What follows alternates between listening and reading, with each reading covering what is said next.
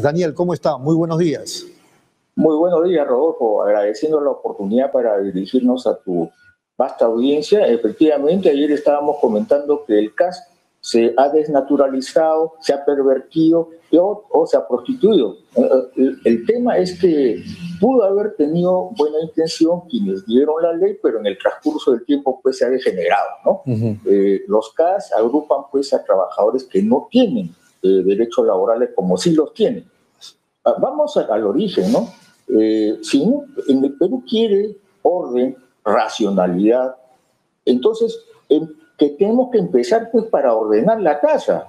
Resulta que en el Estado existen más de 50 regímenes laborales. Eso no ocurre en ningún país, ¿no? Es propio de una economía de un país subsahariano, un país del quinto mundo, ¿no? O sea, si Perú aspira a incorporarse a la OCDE, o por lo menos está en la vía de desarrollo, pues primero tenemos que empezar a ordenar la casa.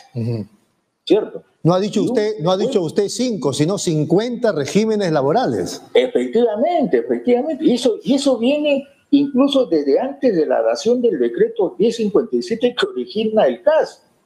El desmadre en el sistema remunerativo empieza en el año 90-91. ¿No es cierto? Ahí recordemos que ahí empezaron las empresas, las entidades públicas tienen diferentes regímenes laborales para sus trabajadores. Algunos laboran al amparo del decreto legislativo 276 y otros al amparo del decreto legislativo 728, ¿cierto? Ahora, en la pirámide remunerativa existen pues instituciones que tienen buenos sueldos. ¿Por qué? Porque tienen autonomía constitucional. Por ejemplo, el Banco de Reserva, Banco Seguro. Pero yendo al tema específico de los CAS, de la SUNAT, hay que hacer una precisión, ¿no? Resulta que los colegas del CAS de la SUNAT son 3.400 o 3.500 al 31 de diciembre del 2020. Me informan que ahorita hace poco, una semana, ya estamos borrando los 3.500, pero es el rango, ¿no? 3.500 trabajadores de SUNAT con el régimen CAS. Así es, en el ámbito nacional. Recordemos que de esos 3.500 trabajadores, un buen porcentaje se ha bajado durante la pandemia. Durante la emergencia sanitaria, muchos de esos colegas, igual que los que no son ya pues, como se dice previamente, nombrados, también han dado su cuota de sacrificio porque han ido a los terminales marítimos, a los terminales aéreos, a los puertos fronterizos. O sea, a ver si lo estoy entendiendo, Daniel. O sea, en su lógica, digamos que lo que el Congreso está pretendiendo hacer está bien, que todos pasen a planilla.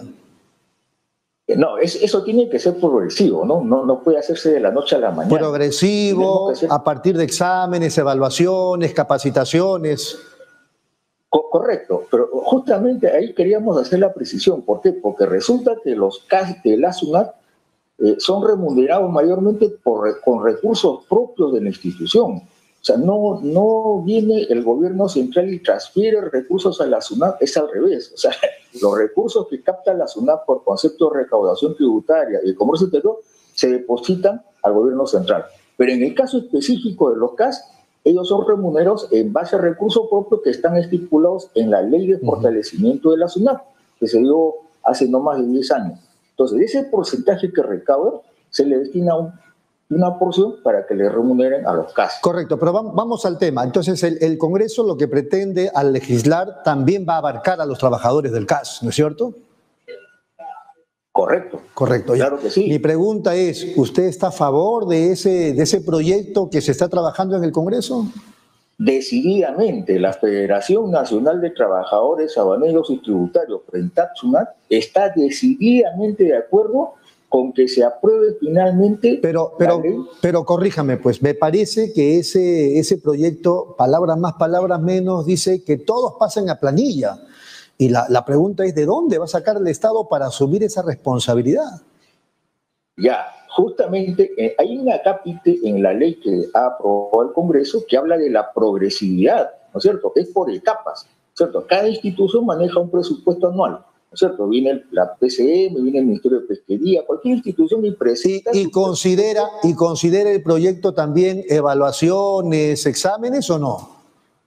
Pero desde luego, no es una incorporación de inmediata. por una conjunción de los astros, ¿no? Que el señor y el señor Cubilla se pusieron de acuerdo. No, los trabajadores tienen que demostrar, como se dice crudamente en la cancha, que su capacidad, su formación académica, su integridad, ¿no? Si queremos ordenar, tener una planilla ordenada, bueno, pues ahí está el tema de la norma que está aprobada, que ha sido lamentablemente observada por el señor Sagasti, ¿no? ¿Cuál es el argumento de Sagasti? Que va a elevar la planilla en cifras inmanejables para el Estado, cuando no es así. Qué curioso, amigo Rodolfo Lara, que cuando el Estado le da salvataje a varias instituciones privadas que le cuestan 60.000 millones de soles, pero para subsanar, para que el Perú no siga siendo considerado un paria en el nivel internacional, porque eso es lo que es ahorita en el régimen CAS, ¿no? Somos paria, desconocemos la constitución política. ¿Cuánto le costaría al Estado, poner en planilla a todos estos trabajadores CAS? Según la observación del ejecutivo de Sagasti, que ha observado eso, le costaría 30.000 millones de soles anuales. Pero yo digo, o sea, si para legalizar, para formalizar, si el Perú quiere avanzar, tenemos que formalizar. El nivel de informalidad, no solo económico, sino laboral, es muy alto. Entonces, si queremos avanzar como país, si queremos ser candidatos o miembros titulares permanentes de la OCDE, tenemos que avanzar en ese camino, ¿no? La OCDE misma nos señala ese camino de la formalización, no solo de los contribuyentes, sino de los trabajadores. La Federación está totalmente de acuerdo con eso, ¿no? Correcto. Para terminar, ¿algún partido político, ahora que estamos en el proceso de campaña electoral, ha asumido el tema como una bandera o ninguno? Bueno, que sepamos, habrán 1 o 2 organizaciones, pero el tema laboral está muy abandonado, muy desprotegido en el país, cuando debería ser uno de los temas centrales.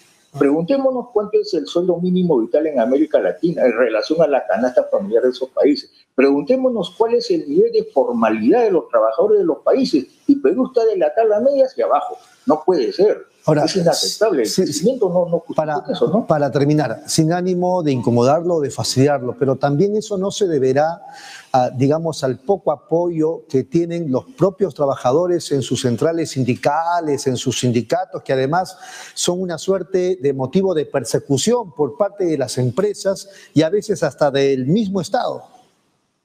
Efectivamente, la sindicalización es un derecho universalmente reconocido también por la Constitución Política del país. Existe pues el temor para nosotros indebido de la sindicalización. A los sindicalistas los ven como el demonio, los han satanizado a través de los tiempos. Desde el año 90 empezó la poda de los dirigentes sindicales, dejando desprotegidos a la organización. Pero estamos en otra época, Raúl. Nosotros apostamos a que esta nueva generación, de la que dice la generación Pulpila, del generación del Bicentenario, son muchachos que saben luchar por sus derechos. No vienen a exigir algo tirado de los cabellos. Ellos exigen el cumplimiento cabal y pleno de los derechos que están consagrados en la Constitución Política, en los pactos y convenios internacionales firmados por el Perú, que tienen carácter de vinculantes para el Estado peruano, ¿no? Muy bien, clarísimo, Daniel. Muchas gracias por su paciencia y vamos a seguir conversando. Hay tantos temas que dialogar. Hay un tema que por el interno vamos a conversar para la próxima semana, que es que para Pulso Informativo va a estar en calidad de primicia. La SUNAT tiene que estar al frente de lo que siempre debe estar, una reforma tributaria, ¿no es cierto?, en beneficio del país. Muy bien. Ese es el tema, Rodolfo. Muchas gracias, Daniel. Fuerte abrazo. Muchas gracias a ti, Rodolfo. Saludos para tus miles de oyentes. Muchas gracias a Daniel Cubillas, nada menos, dirigente de la Federación Nacional de Trabajadores Aduaneros y Tributarios del Perú. Vamos de inmediato a una pausa, regresamos.